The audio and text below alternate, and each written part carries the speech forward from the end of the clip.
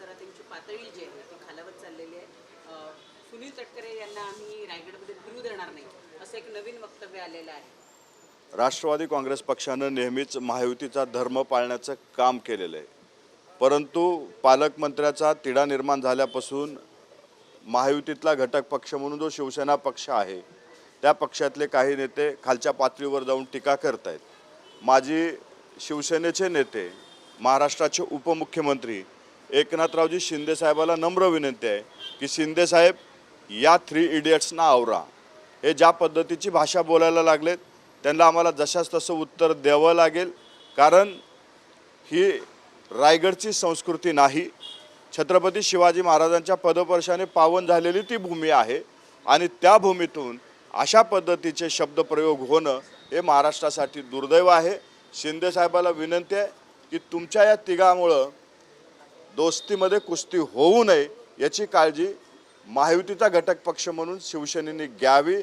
आमच्या नेत्यावर जर खालच्या पातळीवर जाऊन टीका केली तर जशास तसं उत्तर हे राष्ट्रवादी काँग्रेस पक्षाकडनं त्यांना दिलं जाईल. तटकरे साहेबांचे आमच्याकडे काही अनेक व्हिडिओ आहेत, ते जर आम्ही काढले तर रायगडमध्ये आणि महाराष्ट्रामध्ये त्यांना फिरणं मुश्किल होईल अशा स्वरूपाचं देखील वक्तव्य त्यांच्याकडून केलं जातं. मला वाटतंय अशा धमक्या देण्यापेक्षा त्यांनी दाखवावं.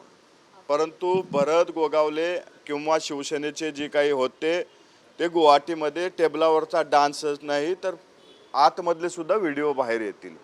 त्यांनी चॅलेंज करण्याच्या नादामध्ये उघडं पडू नये. जो गमच्या काकेत घालतात तो गमच्या तोंडावर घेऊन पळून जायची वेळ गोगावल्यावर येऊ नये त्याची काळजी त्यांनी घ्यावी.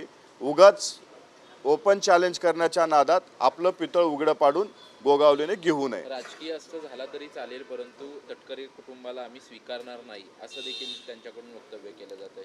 ठीक आहे, स्वतःहून जर आस्त करून घ्यायची त्यांची तयारी असेल तर आमची सुद्धा ती तयारी आहे. परंतु आमची अजून पण शिंदेसाहेबाला विनंती आहे की दोस्तीमध्ये कुस्ती नको, म्हणून वेळीच या तिघांना आवर घालावं अशी आमची शिवसेनेच्या नेत्याला विनंती आहे. परंतु वारंवार म्हणजे आता ते 1-2 दिवस झालेले नाही, बरेच दिवस झाले सातत्यानं अशा पद्धतीची कुठेतरी दोस्तीत कुस्ती करणारी वक्तव्य सातत्यानं त्यांच्याकडनं होत आहेत. शिंदेसाहेब आवरण्यामध्ये या तिन्ही नेत्यांना कमी पडत आहेत असं वाटतंय का? मला वाटतंय तिन्ही पक्षाची म्हणजे महायुतीमधल्या एक कमिटी आहे, ती शिस्तपालन कमिटी आपण त्याला म्हणू शकतो किंवा समन्वय कमिटी म्हणतो.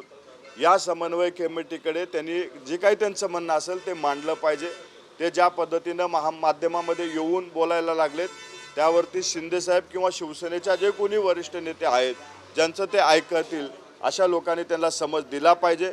परंतु आम्हाला वाटतंय की त्यांना कुणी समज देत नाही म्हणून ते अशा पद्धतीचे विधानं करतायत.